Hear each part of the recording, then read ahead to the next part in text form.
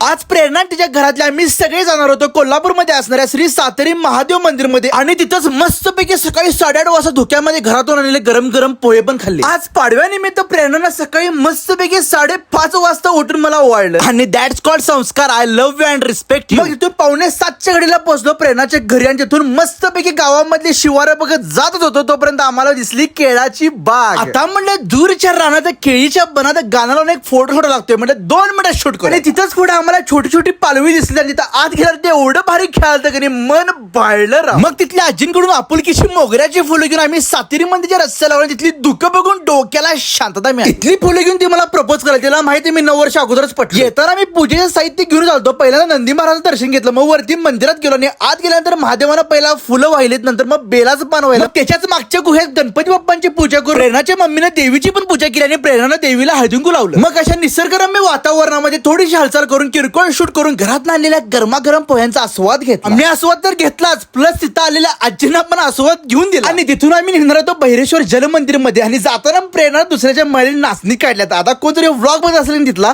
तर सॉरी, तुमच्या मळ्यातल्या आमच्या बायकोन थोडीशी नाचणी काढल्या बिन विचारता. चला तर मग उद्या येतोय आम्ही बहिरेश्वर मंदिर मध्ये. भेटू उद्याच भगवान विष्णूंच्या चरणी पुढच्या व्लॉग मध्ये 100%.